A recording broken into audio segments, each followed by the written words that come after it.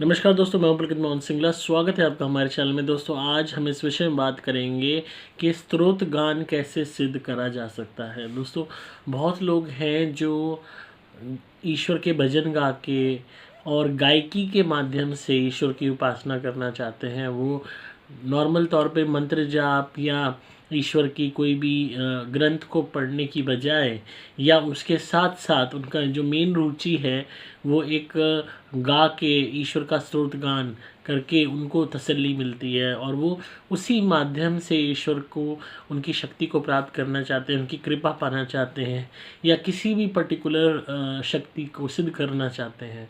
तो क्या ये मुमकिन है स्तोत्र गान के माध्यम से, और कैसे ये संभव है और कैसे नहीं है, इस विषय में हम बताएंगे।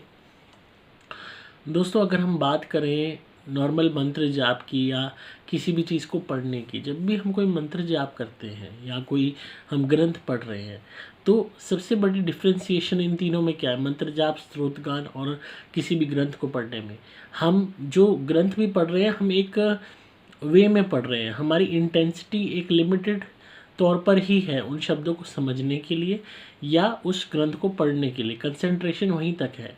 जहाँ बात आती है मंत्र जाप की, सबसे ज़्यादा इसको इफ़ेक्टिव इसलिए मानते हैं क्योंकि जब आप मंत्र जाप करते जाते हो वहाँ पे शब्द बदलते नहीं हैं, वहाँ आपको बहुत सारे शब्द नहीं पढ़ने, वहाँ आपको एक या दो ही शब्द या एक पर्टिकुलर जो उस मंत्र में शब्द आते हैं सिर्फ उन्हीं का उच्चारण बार बार करना है। तो अक्सर लोगों को वो रट भी जाते हैं, याद भी हो जाते हैं, उनके स्मरण में, उनकी आत्मा में, उनके दिमाग में इस कदर वो बस जाते हैं शब्द कि वो फिर आपको मंत्र देखना ही नहीं पड़ता, सीधा आपके लबों पे वो आ जाता है, सपनों में भी वो चलता रहता है और आप उसको बोलते रहते हो। आपके अंदर वो शक्ति आ जाती है कि आप उसको सिद्ध कर लेते हो। इस कदर आपकी इंटेंसिटी हाई हो जाती है उसको जपने में, आपकी पूरी यूँ कह लीजिए सोल उसमें कनेक्ट हो जाती है। तो क्योंकि वहाँ पूरी आपकी कंसंट्रेशन लगती चली जाती है। एज़ कम्पेयर टू आप कोई ग्रंथ पढ़ रहे हो तो वहाँ शब्द बहुत सारे हैं, वहाँ पे आप उसको पूरी ग्रंथ को, उसकी पूरी चौपाइयों को या जो भी वर्सेस हैं उनको इकट्ठा सबको एक साथ अपने दिलो दिमाग में फीड नहीं कर सकते। बात करते हैं स्तोत्र गान की, यहाँ बात और डिफरेंट हो जाती है। यहाँ पे भी शब्द ज़्यादा होते हैं, यहाँ पे भी एक ग्रंथ के हिसाब से ही जो उसमें चौपाइयाँ हैं या तो आप उनको गाओगे, वर्सेस को गाओगे, कोई भगवान के लिए भजन है उनको गाओगे, तो उसमें भी शब्द बहुत सारे हैं। 1 मिनट के लिए आपको याद भी हो जाए वो गान, तब भी वहाँ पे कंसंट्रेटेड एक पर्टिकुलर लिमिटेड वर्ड्स नहीं है जिनको आप पूरी कंसंट्रेशन और इंटेंसिटी के साथ बोल रहे हो। वहाँ पे पूरा गान है और उसमें आप अपनी जब गाते हो तो ऑब्वियस सी बात है, बहुत से लोग लय पे ध्यान देते हैं, बहुत से लोग बिल्कुल ध्यान नहीं देते कि वो क्या उनकी लय ताल जा रही है, बस गाए जा रहे हैं। बहुत से लोगों का ध्यान सिर्फ इसी बात पे रहता है कि हमारी आवाज़ अच्छी निकलनी चाहिए, हमारी आवाज़ मधुर और मीठी निकलनी चाहिए, भाई दूसरों पे भी इम्प्रेशन जमाना है, खुद को भी अच्छा लगना चाहिए। तो जो कंसंट्रेशन है आपकी बाहरी भौतिक चीज़ों पे है, तो ऐसे स्तोत्र गान सिद्ध नहीं हो पाते। स्तोत्र गान जब सिद्ध होता है जो वो खुद के लिए किया जाए, जब वो आप गाना भी गा रहे हो, जब आप गान के माध्यम से ईश्वर को बुला रहे हो तो सिर्फ अपने लिए और ईश्वर के लिए, वहाँ आपको कोई लेना देना नहीं होता कि लोग देख रहे हैं या कोई सुन रहा है या आप किसके लिए कर रहे हो या किसके सामने कर रहे हो। अब बहुत से ऐसे लोग हैं जो राग गाते हैं, पहले के ज़माने में भी राग गाए जाते थे, किसी सुबह सुबह राजा महाराजाओं को उठाने के लिए संध्या के भी राग होते थे, दुनिया भर के राग होते थे। और राग में इतनी शक्ति होती थी, जो गाने वाला था उसकी कंठ में इतनी शक्तियाँ होती थी कि राग से बारिश तक हो जाती थी। तो वो गान, राग भी एक गान है, स्तोत्र गान ही हुआ एक माध्यम से। तो इतनी ज़्यादा इंटेंसिटी थी वॉइस में, इतनी ज़्यादा डीपली इमोशनली, मेंटली, फिज़िकली और वोकली इंसान उसमें डूब जाता था कि उसको ये सुध-बुध ही नहीं रहती थी कौन देख रहा है मुझे, कौन सुन रहा है, क्या है। वो कनेक्ट हो जाता था यूनिवर्स से और इस ईश्वर से, इसीलिए बारिश तक हो जाती थी। आज के वक्त में लोग जब गाना गाते हैं, कोई भी स्तोत्र गान करते हैं, किसी भजन कोई भी करते हैं, सभा में 4 लोगों के बीच में ही करते हैं, या बाथरूम सिंगर होते हैं, या घर में गा रहे होते हैं अपने घर के मंदिर में, उसमें भी अप्रिशिएट करने वाले घर वाले होते हैं। जो एक डीप लेवल पे अटैचमेंट है, डीप लेवल पे कनेक्शन जोड़ना ईश्वर के साथ, इतना डीपली गाना कि आपके आंसू तक आ जाएं, पूरी आपकी गला आपका भर जाए पूरी आत्मा के साथ, वो कनेक्शन जोड़ना आज के टाइम में बहुत कम लोग ही कर पाते हैं।